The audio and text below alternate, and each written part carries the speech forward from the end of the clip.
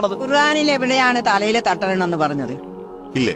ഇല്ല ഇല്ല, ഞാൻ വ്യക്തമായിട്ട് പറയാം. ഇതേപോലെയുള്ള കുറെ കാര്യങ്ങളാണ് ഉള്ളത്. അല്ലെങ്കിലും അങ്ങനെ ഉണ്ടോ? എവിടെയാണുള്ളത്? ചിലപ്പോൾ ഈ കോൺഫിഡൻസ് പറയുന്ന കോൺഫിഡൻസ് കേട്ടാൽ ചിലപ്പോൾ ആളുകൾ തെറ്റിദ്ധരിച്ചു കേട്ടോ. സാധാരണക്കാർ ശരിക്കും ഒരു തെളിവല്ല, 2 തെളിവ് ഖുറാനിൽ കാണിച്ചു തരാം കേട്ടോ. സൂറത്തുൽ അഹ്സാബ് 33-ാം അധ്യായം 59-ാം ആയത്ത് നമുക്കൊന്ന് നോക്കാം.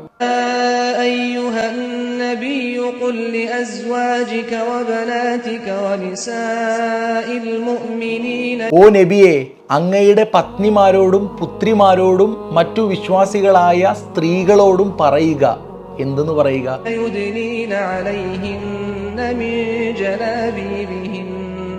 തങ്ങളുടെ മുഖമക്കനകൾ തങ്ങളുടെ മേൽ താഴ്ത്തിയിടാൻ പറയുക. എന്തിനു വേണ്ടി?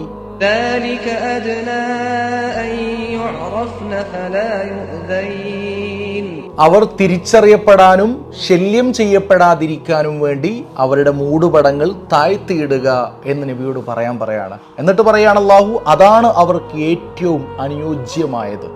തീർന്നില്ല. സൂറത്തുൻ നൂർ 24-ാം അധ്യായം 31-ാം ആയത്തിൽ എന്തെന്ന് കേൾക്കാം.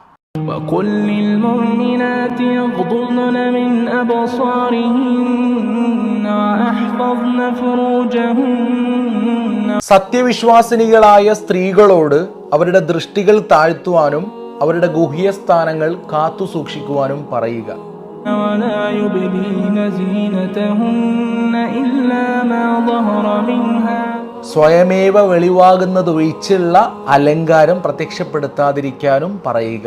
എന്നിട്ട് പറയുന്നുണ്ട് വല്യദ്രിബുന ബിഹുമുരിഹിന്ന അലാ ജുയൂബിഹിന്ന, അവരുടെ മുഖമക്കനകൾ മൂടുപടങ്ങൾ അവരുടെ കുപ്പായമാറുകൾക്ക് മീതെ താഴ്ത്തിയിടണം എന്ന് പറയുന്നുണ്ട്. ഏതായാലും ഈ ആയത്തിൽ ഇപ്പോൾ ആരുടെ മുമ്പിലൊക്കെ കാണാൻ പറ്റും അങ്ങനെ ഉണ്ടാവുമല്ലോ, ഇതൊക്കെ ആർക്കാണ് ബാധകം. അപ്പോൾ അതിൽ എക്സെപ്ഷൻസ് പറയുന്നുണ്ട്. ഇപ്പോൾ അതിൽ ആ ഒരു ആയത്തിൻ്റെ ഒരു ഭംഗിയുണ്ട്, ശരിക്കും ഭയങ്കര ഭംഗിയാണ് ആയത്ത് കേൾക്കാൻ തന്നെ. ഔ ആബായിഹിന്ന ഔ ആബായി ബുഹൂലത്തിഹിന്ന ഔ അബ്നായിഹിന്ന ഔ അബ്നായി ബുഹൂലത്തിഹിന്ന ഔ ഇഖ്വാനിഹിന്ന ഔ ബനി ഇഖ്വാനിഹിന്ന ഔ ബനി അഹ്വാത്തിഹിന്ന ഔ നിസായിഹിന്ന.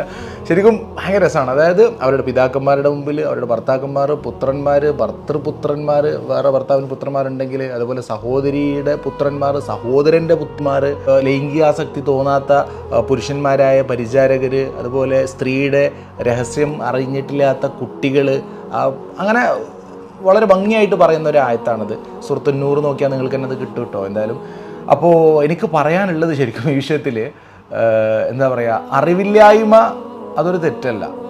പക്ഷെ ആ അറിവില്ലായ്മയെ അലങ്കാരമായി കൊണ്ടു നടക്കുന്നത് അത് തെറ്റാണ്. അറിവില്ലായ്മയെ അലങ്കാരമായും അഹങ്കാരമായി കൊണ്ടു നടക്കാൻ പാടില്ല.